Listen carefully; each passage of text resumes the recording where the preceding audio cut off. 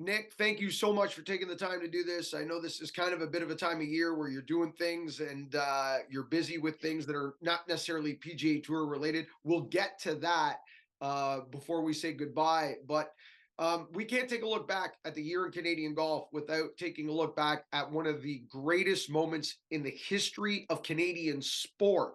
Really transcends the game. When I say that to you, what do you feel? What are you comfortable even hearing that? I don't know. I guess in time it's started to sink in of I guess the magnitude for Canadian golf. It's still fun looking back at your call, looking back at the highlights of just that putt. Obviously having one of my best friends, Dave Markle, on the bag, our reaction. Just I think over time it's sunk in, but there's still times my wife and I sit on the couch, look at each other like, did that really just happen?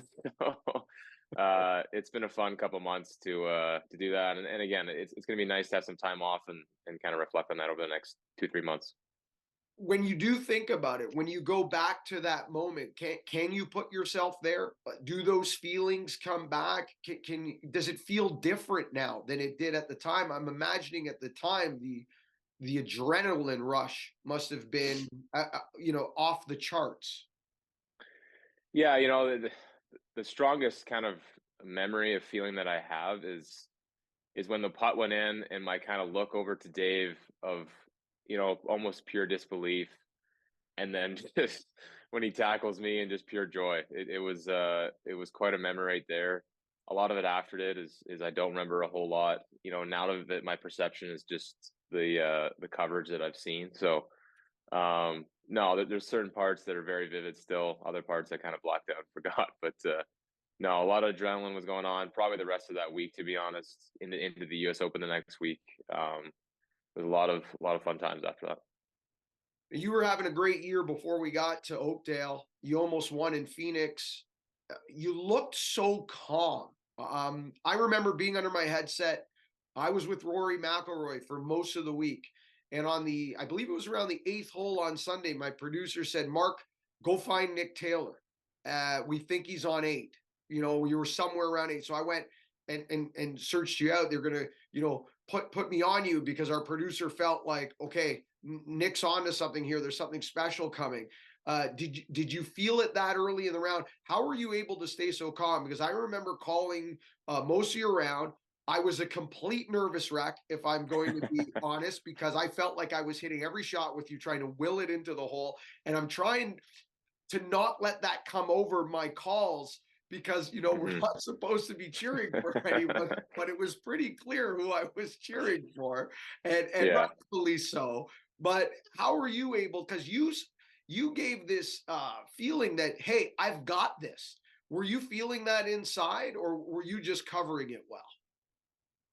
Like you said, I felt like that whole entire season I was playing well. I had confidence playing in some big moments, dating back to Waste Management in Phoenix. So starting the day, I felt comfortable. I had played 2 great rounds. The second and third round had a lot of momentum going. Felt like we were reading the greens really, really well. And vividly, I remember a par putt on 1 and 3 was crucial to kind of keep the round going.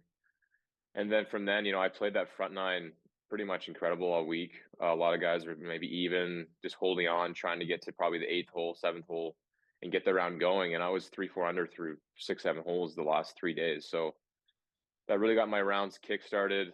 And from there, I just tried to let it take over of kind of some past experiences, not let the moment kind of overcome me. And I was able to do it. But yeah, it was a lot of fun being that moment because you could feel the energy of the crowd. You knew the importance of it.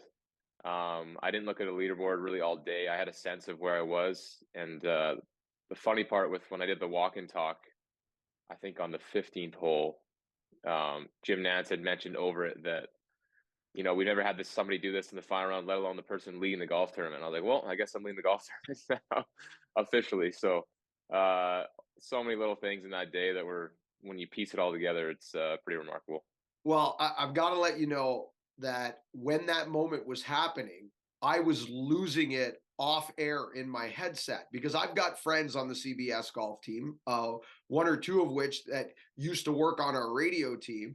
And I was going nuts saying, I can't believe they're doing this. Leave them alone. Why are they doing a walk and talk on a Sunday with a Canadian who's leading the Canadian Open? I was absolutely losing it in our headset while that was going on, but thank God it didn't phase you like it phased the rest of Yeah, us. So, yeah, um, yeah. what's the encore? I mean, we're going to be in the fall. You're going to play limited in the fall. Before we started the interview, we were talking off air. You mentioned you're going to play Vegas and Tokyo. So, Hmm. how does this change your perspective for 2024? And correct me if I'm wrong, but my gut tells me that there is one thing on your calendar with a big bullseye around it, and it's about a year out in Montreal on the President's Cup team. That's a huge goal of mine. I think next year there's going to be a lot of big events that I'm now in. You know, having the successful season that I had with the majors, you know, signature events.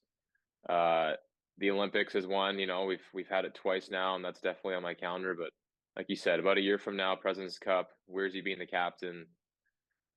Being in our home country. There's a lot of things there that it's kind of the peak of the pyramid where I'm working towards. So yeah, a lot to be motivated for still, and that's probably, you know, that's the end of the road, but that's definitely the a lot of motivation here to make that team. Before I ask you where you are and let you get to the business on hand, because I know you're busy on the West Coast with your charity event, how much are you and the guys talking about the President's Cup? Like, do you, Adam, Corey, Adam, do you guys you're chatting a lot about next fall and what it would mean to get a lot of Canadian jerseys, so to speak, on that squad? Yeah, I think it's all on our, goal list. Definitely a team that we want to be on. Not much talk of, if we'll be on the team, who we play together. Not much going on there. I think Adam Howe and I have great rapport. We obviously played great at Zurich. We played well at the World Cup in the past. Pretty sure I've snagged him for the Zurich this coming year as well. But yeah, I think we're all looking towards that. When hopefully we could get on the team, we'll figure it out once we kind of do that. But I think all individually, we're just really trying to make that team. All right, tell us a little bit about why you're out west here. You're at your charity event. What's the charity? What's the event? What golf course are you at today?